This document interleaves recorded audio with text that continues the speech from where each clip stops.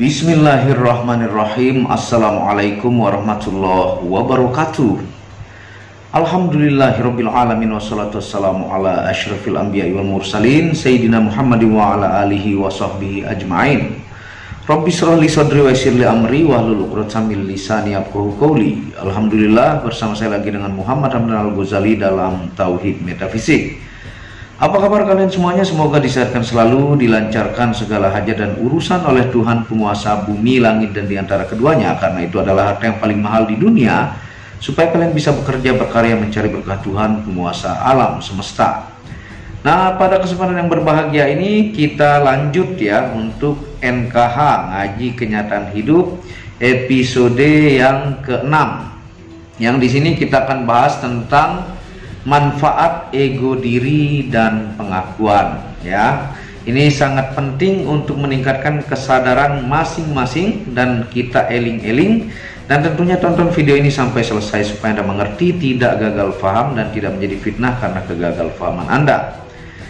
Nah, tentunya yang sangat sering saya ingatkan kepada teman-teman ya, manusia terdiri dari 3 unsur, yaitu yang pertama jasad, yaitu kalau saya pribadi, wajah yang memandang ini dengan 2 mata, 2 lubang hidung, mulut, tangan, badan, kaki, dan seterusnya, itu namanya jasad. Yang kedua adalah nafs ataukah jiwa ataukah kesadaran diri ya, software yang di dalam. Nah, fisik ini adalah alat untuk mengekspresikannya. Dan yang ketiga adalah unsurnya ruh ya, ataukah penyambung antara fisik dengan nafs, kesadaran diri tersebut untuk kita bisa hidup, bernafas ya.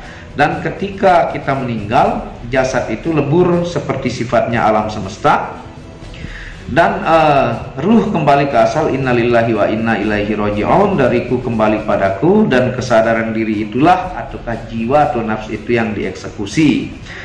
Nah, tentunya dari 3 unsur tersebut ya, jasad ini sifatnya ingin diuntungkan ya, atau keuntungan diri terus yang difikirkan sifat jasad ini. Nah, tentunya memiliki kelompok ya. Jadi jasad kita ini ada kelompok-kelompoknya yang dikategorikan, baik itu akal ya, hawa nafsu, pengakuan atau ego diri tersebut ya, ada bisikan angkara murka, rakus, tamak, pelit, dan lain-lain. Nah, jadi jasad ini dia kelompoknya yang saya bilang tadi ya, yang tujuannya untuk menguntungkan fisik si diri orang tersebut. Makanya orang yang melakukan misalnya maling ataukah jual ganja itu dominan untuk menghidupi jasad fisiknya yang dominan berbisik, bahkan mengalahkan kebaikan. Makanya dia dikelompokkan di bagian jasad ya. Nah, bagian ruh itu antara lain ada informasi alam semesta ya, ada bisikan malaikat ya, sebutannya ada wahyu, ada rasa kasih sayang, intuisi, firasat, empati, kesabaran, dan lain-lain. Nah, itu bagian daripada ruh ataukah bahasa mudahnya nurani. Dan nafs ataukah kesadaran diri inilah yang menjadi eksekutor ya, pemilih bisikan 2 tersebut. Itu tinggal mana yang dominan menang, maka yang mengeksekusi adalah jiwa tersebut. Makanya yang disiksa di akhirat kelak itu adalah nafs atau kesadaran diri tersebut, karena manusia setiap waktu itu sebelum dia bertindak itu memilih ya. Jadi manusia sebelum bertindak, saya ulangi, dia memilih. Makanya yang memilih itu yang disiksa. Nah, meninggal jasad lebur, ruh kembali ke asal. Nah, kesadaran diri itulah yang disiksa. Alat untuk mengekspresikannya adalah fisik ini ya, bukan fisik yang disiksa. Seperti saya berbicara ini, sebenarnya saya punya nafs ataukah kesadaran diri yang sudah merancang untuk berbicara di depan kamera untuk teman-teman penonton Muhammad Hamdan Al-Ghazali. Jadi fisik ini untuk mengekspresikan software yang di dalam. Kalau sedih maka meneteskan air mata, kalau bahagia maka tersenyum. Sebenarnya intinya yang di kesadaran diri yang di dalam tersebut. Nah, tentunya negatif dari ego diri ini adalah semakin jauh dari Tuhan, karena pengakuannya dominan. Ketika dia berlebih ya, maka Anda akan semakin jauh mengenal Tuhan dalam ilmu tasawuf atau sufi. Nah, apakah ada manfaat ego diri? Ada manfaatnya ya. Bahkan hawa nafsu itu ada manfaatnya. Misalnya untuk mengembangkan keturunan, Anda punya anak ya. Dan tentunya untuk Anda menjadi diri yang tetap terjaga ya. Kalau perempuan tetap berbedak ya, ataukah pakai gincu dan merawat dirinya, itu manfaat hawa nafsu. Jadi yang salah itu adalah hawa nafsu yang tak terkontrol ataukah berlebihan.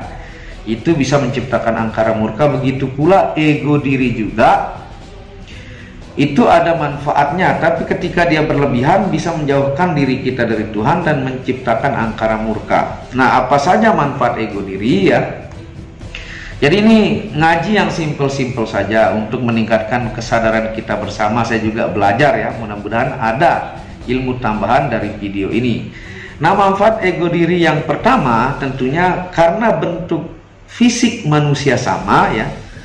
Kita ini manusia, makhluk Tuhan manusia ini, kita memiliki struktur yang sama, baik itu alisnya, mata, hidung, mulut, bentuk fisik kita itu sama ya, meskipun mukanya beda-beda, tapi struktur hidung dengan mata, mulut, tangan, bentuknya sama, disebutkan satu spesies lah ya bahasa mudahnya. Nah, tentunya manusia ini uniknya daripada hewan, dia ingin merasa lebih spesial di antara satu manusia dengan yang lainnya ya. Makanya di dalam bisnis di dunia ini ada yang disebut dengan bisnis pengakuan. Hampir di semua PT-PT besar tahu psikologi bahwa setiap manusia itu ingin dianggap berbeda ya. Makanya ada bisnis pengakuan yang perusahaan-perusahaan besar ini tahu psikologi dasar setiap manusia. Misalnya apa? Misalnya Apple ya. Nah, dia membuat market untuk orang-orang kaya dengan harga handphone yang super mahal, sehingga orang-orang yang punya duit ini dia punya kelas handphone berbeda, sehingga di masyarakat dia dianggap berbeda ya. Bahwa saya mampu loh beli HP Apple yang harga 24 juta, sehingga merasa dihargai, lebih dihargai. Nah, itu sebenarnya berdasarkan bisnis pengakuan banyak yang dilakukan oleh perusahaan-perusahaan besar. Ataukah misalnya seperti jam ya, jam mewah. Ada jam yang harga 1 miliar, sebenarnya itu karena pengakuan ya. Saya nih, hanya saya yang punya jam harga 2 miliar ya, supaya ingin dianggap berbeda. Karena struktur spesies kita sama, keunikan manusia itu memicu dirinya untuk menjadi jauh lebih maju. Itu positifnya ya. Ataukah itu jenis mobil mewah, ataukah motor mewah. Ada misalnya mobil Lamborghini Aventador ya. Nah, siapa yang punya maka dia merasa dirinya spesial dibanding yang lain. Nah, padahal secara sadar yang pernah saya jelaskan, fungsi jam untuk melihat waktu titik ya. Bisa membeli yang harga 1 juta saja udah kualitas bagus. Ataukah mobil ataukah motor ada yang harga sedang tapi kualitasnya bagus. Tapi fungsi ego diri salah satunya memicu manusia untuk berambisi memajukan kesejahteraan dirinya. Nah, itu yang pertama ya.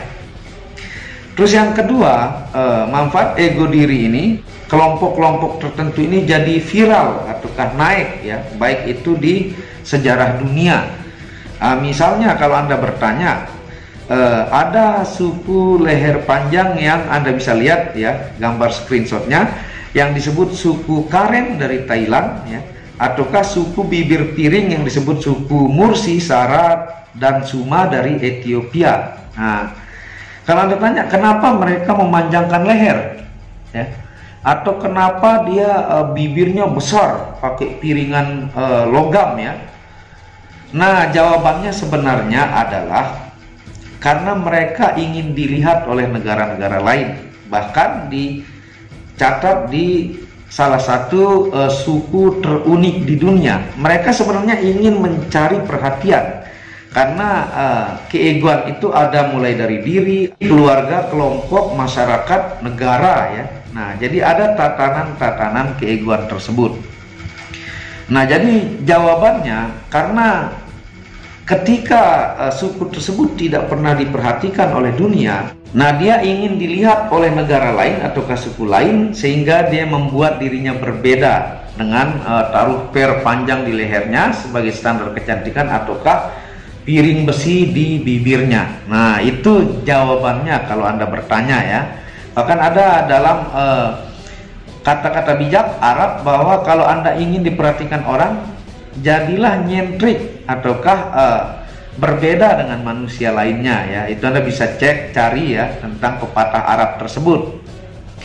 Nah, tentunya pengakuan diri tersebut, kelebihannya itu bisa menciptakan ambisi ataukah keinginan tingkat tinggi. Dia bisa mendorong kemampuan alam bawah sadar Anda untuk jauh lebih kuat mencari rezeki, untuk jauh lebih hebat berpikir keras bagaimana mengembangkan usaha Anda. Itu efek positif dari pengakuan ya.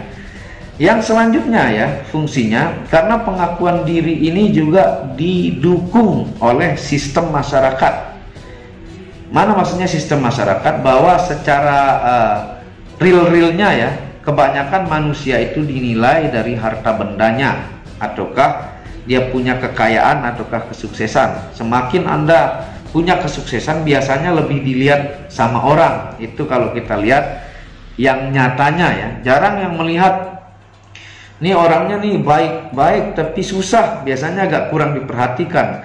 Nah, kalau dia baik plus dia sukses kaya, maka itu semakin diakui di masyarakat tersebut.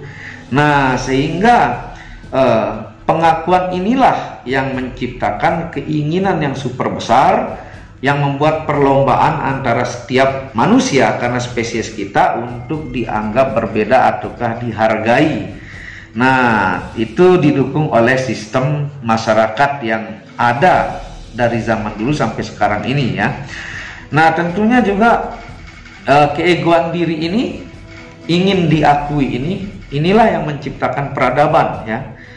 Nah, ini yang menyebabkan munculnya internet ya, munculnya motor, munculnya jam, munculnya listrik, dan banyak penemuan-penemuan lainnya. Ataukah kalau dia itu ilmuwan, dia menciptakan rumus-rumus kimia, ataukah dia menciptakan rumus-rumus fisika, sebenarnya itu mereka ambisi mencari hal tersebut, ataukah sebagai orang yang mengawali membuat motor ataukah listrik dan sebagainya, karena ingin ditulis namanya di sejarah dunia bahwa saya loh penemu listrik, bahwa saya loh penemu hukum relativitas, bahwa saya loh pencipta jam pertama ataukah motor pertama. Nah, kelebihan pengakuan ingin dianggap itu, manusia itu ingin membuat dirinya berbeda bahkan level kelas dunia. Nah, jadi muncullah seperti teknologi-teknologi canggih yang kita lihat sekarang ini. Misalnya si Mark Zuckerberg pembuat Facebook ya, bahwa gua loh pembuat Facebook yang namanya dikenal abadi, atau pembuat Microsoft Bill Gates ya, ataukah Tesla Elon Musk. Nah, itu karena adanya pendorong terdasar adalah pengakuan ingin dianggap berbeda dan dia lebih spesial. Jadi pencipta peradaban ya. Dan keegoan ini yang saya bilang tadi ya, ada tatanannya. Pertama, keegoan diri. Misalnya kalau dia dominan, Anda pengen lihat keegoan dirinya, dia menyanjung fisiknya yang pertama. Wah, hidung saya mancung ya, mata saya sipit, kulit saya putih, rambut saya lurus, body saya bagus, atau dia rajin berolahraga supaya fisiknya, ototnya bagus, ataukah bodinya mantap. Nah, itu pengakuan diri, tatanan pertama. Tatanan kedua adalah keluarga.